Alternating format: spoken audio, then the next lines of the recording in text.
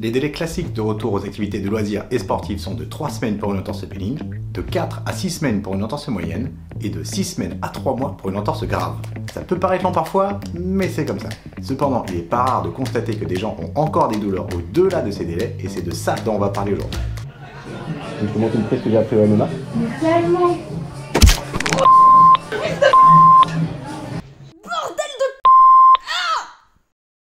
Ouf, c'est la boulette là. Attends une seconde.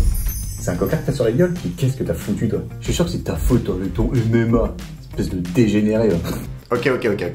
Stop les gars, on y reviendra plus tard, la fois avancée. De retour à nos affaires, l'entorse de cheville.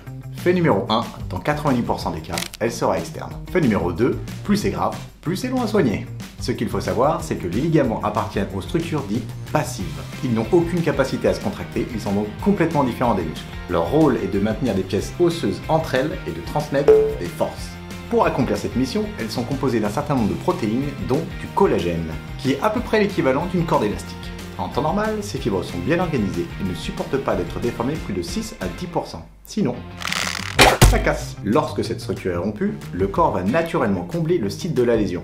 Cependant, il lui faudra un petit peu de temps avant de retrouver l'organisation d'origine. Et c'est là que vous pouvez ressentir de la douleur lors de vos déplacements. On arrive donc à la partie où vous allez pouvoir tester la santé de votre cheville et faire des exercices de rééducation très simples qui vont vous changer la vie. Nous y voilà, et ce premier test est extrêmement important. 9 patients sur 10 qui viennent me voir pour une entorse, même ancienne, présentent encore des raideurs. Pour le faire, vous allez devoir toucher le mur avec le genou, tout en gardant le pied bien à plat et le plus loin possible du mur. Ici on peut voir que le pied est à plat et que le genou touche bien le mur, mais je ne suis pas forcément à mon amplitude maximale. Faites bien attention à ce que votre talon ne se décolle pas. Maintenant le pied est bien à plat, mais je ne touche plus le mur. Il va falloir que je avance un peu. La troisième, c'est la bonne. Quand vous avez trouvé votre point idéal, vous allez faire un marquage au sol.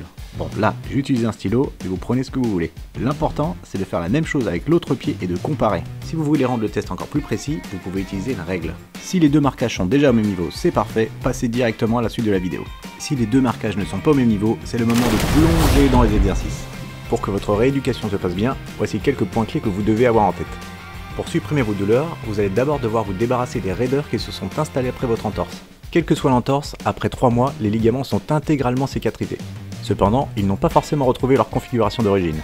Étirer un ligament qui est raide, ça fait toujours mal. Mais il n'y a pas le choix, il faut forcément passer par là. Si vous voulez progresser, vous devez faire ces exercices tous les jours, plusieurs fois par jour, jusqu'à ce que ça s'améliore. Allez, c'est parti, on se lance avec l'exercice numéro 1. Mettez le pied sur le rebord de n'importe quelle marche, la jambe fléchie et poussez le talon vers le bas.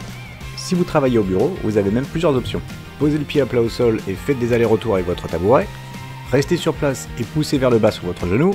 Et si vous voulez faire encore plus simple, prenez un livre que vous n'aimez pas, posez le pied dessus et poussez le talon vers le bas. Bon, vous avez vu, jusque-là c'est pas très compliqué. Allez, on avance pour la suite.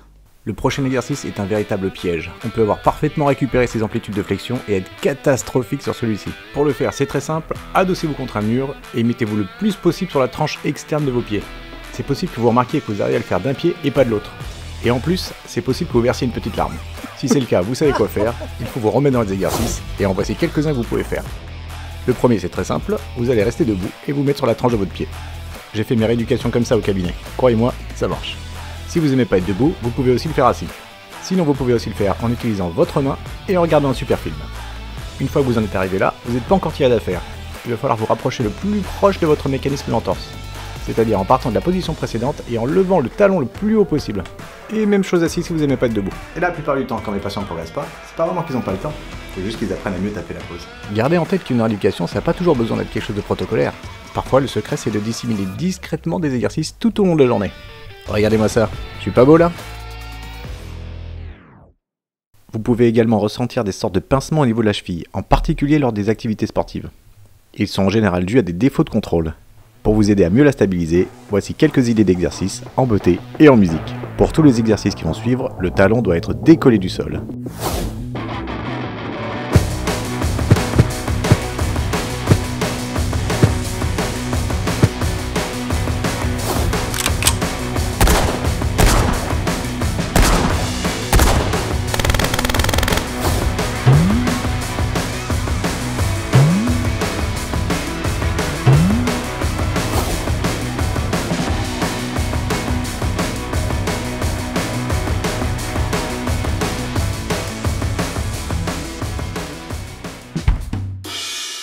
Voilà pour l'épisode d'aujourd'hui, j'espère que vous avez trouvé cette vidéo utile. N'hésitez pas à me dire comment vous avez progressé.